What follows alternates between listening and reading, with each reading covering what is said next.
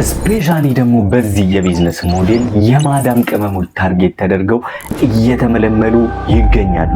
በንግግሩ መሀል መረዳትም የቻልኩት ይህንኑ ነው። ሰላም ቤተሰቦች፣ አብደላ ቲጄ ነኝ። ዛሬ አንገብጋቢ የሆነ መልእክት ነው ይዤላችሁ የመጣሁት። ይህ የቢዝነስ ሞዴል እንግዲህ ከላይ ጀምሮ እስከ ታች መዋቅሩን አስፍቶ የብዙዎችን ገንዘብ እየበዘበዘ የሚገኝ እንዲሁም ደግሞ ተስፋ ሰጥቶ ተስፋቸውን እያጨለመ የሚገኝ የቢዝነስ ሞዴል ነው። ብዙዎች ተጭበርብረውበታል፣ ብዙዎችም ደግሞ እንዲሁ ጓደኛቸውን አተውበታል። ስለዚህ ቪዲዮን እስከ መጨረሻው ተከታተሉ። ጠቃሚ ሆኖ ካገኛችሁ ደግሞ ለጓደኞቻችሁም ሼር ማድረጋችሁን አትርሱ።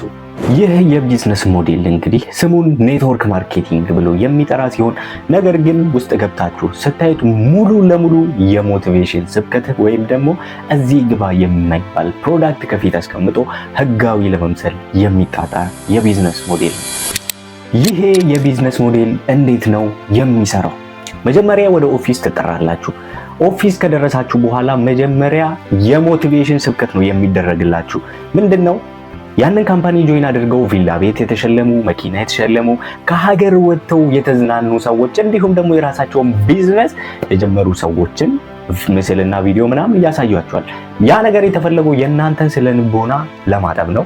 እዛ ጋር ሰፍ ብላችሁ ካምፓኒ ጆይን እንድታደርጉ ታስቦ የሚዘጋጅ የስነ ልቦና ሸዋሸዋ ይሆናል ማለት ነው። ከዚያ በኋላ እናንተ ካምፓኒ ጆይን እንድታደርጉ የሚቀርብላችሁ ፓኬጅ አለ። ይህ ፓኬጅ የስልጠና ሊሆን ይችላል፣ የምርት ሊሆን ይችላል ማለት ነው። ስልጠናው የሞቲቬሽን ስብከት ነው። ዩቲዩብ ላይ ሄደ ልታገኘው የምትችለው ስልጠና ነው። ነገር ግን ካምፓኒ ጆይን ለማድረግ 8,000 9,000 እስከ 30,000 ብር ድረስ ከፍለ ጆይን ታደርጋለህ። እንዳልኩ ዩቲዩብ ላይ ሄደ ልታገኘው የምትችለው ስልጠና ነው። ከአንድ ሳምንት በፊት እዚሁ ዱባይ አንድ ኢትዮጵያዊ ፌስቡክ ላይ የምለጥፋቸውን ይዘቶችን በማየት ኢንቦክስ መጣና የኛ ካምፓኒ አዲስ ካምፓኒ እዚህ ላውንች አድርጓል ዱባይ ላይ፣ አንተ ደግሞ ጎበዝ ወጣት ቴክኖሎጂን የምትረዳ ልጅ ነህ፣ ስለዚህ ለምን አብረን አንሰራም? አሪፍ ገንዘብ የምታገኝበት ቢዝነስ ነው አለኝ። ኦኬ ቢዝነስ እስከሆነ ድረስ ምንም ችግር የለብኝም፣ መጥቼ እሰራለሁ፣ ስለ ቢዝነሱ መተን ዲስከስ እናደርጋለን ተባብለን ቀጠሮ ተያዘ ማለት ነው። ከመገናኘታችን በፊት ግን ዋትስአፕ ላይ እያወራን ነበርና የሚልክልኝ ቮይሶች ረዘም ያሉ ናቸው። ልክ እንዳልኳችሁ የሆነ ሞቲቬሽን አይነት ስብከት ያለበት ቮይሶችን አገኘሁኝ። በዚያ መሀል ደግሞ ቢዝነሱ ኬንያ፣ ዩጋንዳ ምናምን ላይ እንደነበረ ነገረኝ። ከዚህ በፊት ደግሞ አውቀዋለሁኝ ይሄንን የቢዝነስ ሞዴል ማለት ነው። የፒራሚድ ስኪም መሆኑን የሰዎችን ማጭበርበር ስልት እንደሆነ ምናምን አውቃለሁ። በፊት እየጓጓሁ የነበርኩት ልጅ በቃ ተስፋ ቆረጥኩኝ በዚያው። ነገር ግን ሄጄ ልስማው እስኪ አልኩኝና ሄደን ተገናኘን ማለት ነው። ስንገናኝ ያገኘሁት ያንኑ የቢዝነስ ሞዴል ሆነ። እንዴት ለዚህ ልመለመል ቻልኩ? እኔ ቴክኖሎጂ የምታውቅ ልጅ እያልከኝ እንዴት ለዚህ ትመለምለኛለህ ሀቢቢ?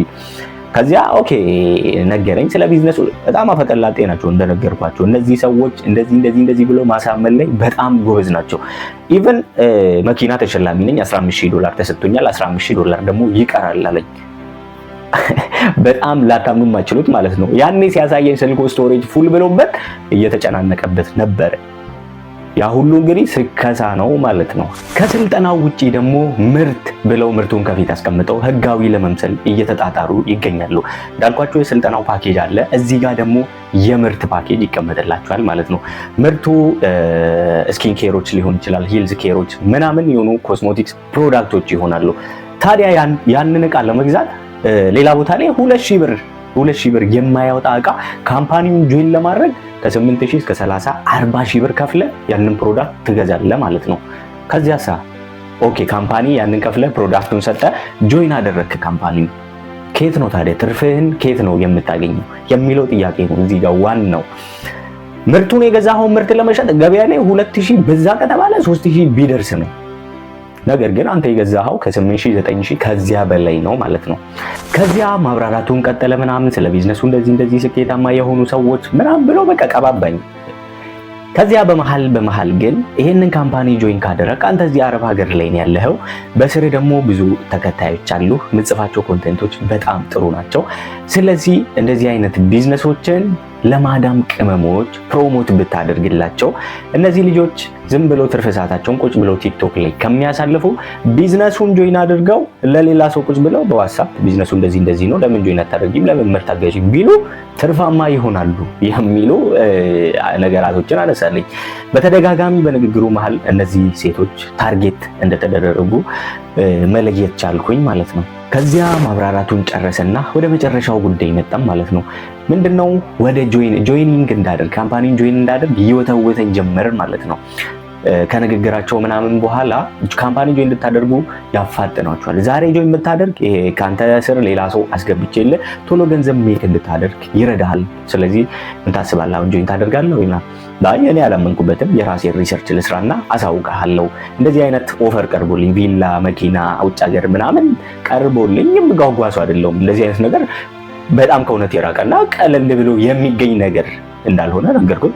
ስለዚህ በቃ የራስህን ሀሳብ ሪሰርች አድርግበትና አሳውቀኝ ምናምን አለኝ። ኦኬ ተባብለን ተለያየም ማለት ነው።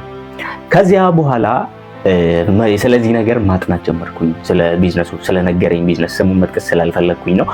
ስለዛ ቢዝነስ አጥራ ብዙ ሰዎች ብዙ በቃ ኔጌቲቭ አስተያየቶች ተሰጥተውበታል። ይህ ቢዝነስ ሞዴል የተነቃበት ብዙ የተጭበረበሩ ሰዎች ምናምን ተብሎ ብዙ አስተያየቶች ተሰጥተውበታል። እዚያ እኔም የራሴ ሪሰርች ሰርቼ ነገርኩት። አይ እኔ በዚህ ነገር አላመንኩበትም፣ ጆይን ማድረግም አልፈልግም ምናምን ነገር አልኩት። ከዛ አንተ ጆይን ማድረግ ባትፈልግ እንኳን ለሌላ ሰው ንገርልኝና ሌላ ሰው መጥቶ ጆይን፣ እኔ ያላመንኩበትን ነገር እንዴት ጆይን አስደረግልሃለሁ ብራዘር? ኦኬ በቃ ምናምን ከዚያ ጉዳዩን አቆመ ማለት ነው። ከዚያ ፌስቡክ ላይ ለጠፍኩኝ። ስለጠፍ ከዛ አወራኝ መጣና ምንድነው ይሄ ነገር ምናምን አለኝ። አዎ አላመንኩበትም፣ ፒራሚድ ስኪም ነው ቢዝነሳችሁ። ዩኤኢ ላይ ደግሞ ይሄ ነገር በህግ በጣም የሚያስቀጣ የቢዝነስ ሞዴል ነው። እንደዚህ አይነት የፒራሚድ መዋቅሮችን እዚህ ዱባይ ላይ ማካሄድ በጥብቅ የተከለከለ ወንጀል እንደሆነ አስረግጬ ነገርኩትና ከዚያ በኋላ ምንም አይነት መልስ አልተሰጣጠንም። አንድ ቢዝነስ ምርት መሸጥ ላይ ሳይሆን ዋናው ታርጌቱ ሰዎችን መመልመል ላይ ከሆነ ይህ ቢዝነስ በፒራሚድ መዋቅር የሚመራ ይሆናል ማለት ነው። ፒራሚድ ስኪም ማለት እንግዲህ ከስሙ እንደምንረዳው ፒራሚድ ነው፣ መዋቅር አለው ማለት ነው። እንደሚታወቀው ፒራሚድ እንደዚህ ሶስት ነገር ነው። እዚህ ጋር ያለው ሰውዬ ይጀምረዋል ቢዝነሱን። ኦኬ ያ ሰው ሲጀምረው ሌላ ሁለት ሰዎችን ከስር ይመለምላል። ሲመለምላቸው ቢዝነሱ እንደዚህ ትልቅ ይሆናል። የተስፋ ቃሎች፣ ቪላ ቤቶች ምናምን ይገባላቸዋል።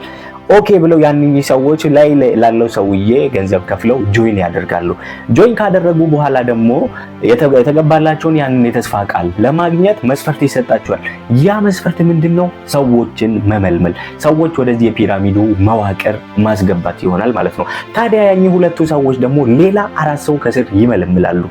አራቱ ሰዎች ጆይን ሲያደርጉ ሁለቱ ከላይ ያሉት ይጠቀማሉ፣ ላይኛው ላይ ያለውም ይጠቀማል ማለት ነው። አራቱ ሰዎችም 8ቱም 16 እያለ እንደዚህ ወደ ታች የሚሰፋ የቢዝነስ ሞዴል ነው። ይህ ካምፓኒ እንግዲህ ምንም ከሌላ የገቢ ምንጭ የለውም።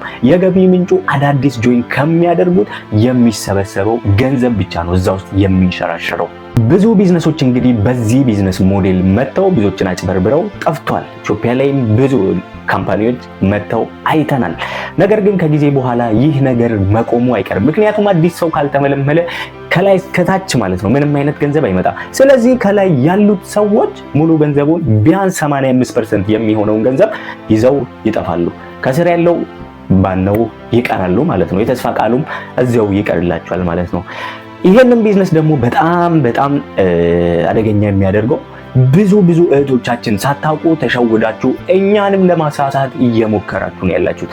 አንዴ ተሸውዳችሁ ገባችሁበት አይደለ? በቃ ተውት። ለምን ሌላ እህትሽን ትሸውጃለሽ? ለምን? በደንብ መጠንቀቅ ያስፈልጋል ጋይስ። በዚህ ቪዲዮ እንደተጠቀማችሁበት ተስፋ አደርጋለሁ። ቪዲዮን ከወደዳችሁት ላይክ፣ ሼር፣ ሰብስክራይብ ማድረጋችሁን አትርሱ። በቀጣይ ምን አይነት ቪዲዮ ይዤላችሁ እንድመጣ ትፈልጋላችሁ? ኮሜንት ስር ሐሳባችሁን አጋሩኝ። አመሰግናለሁ።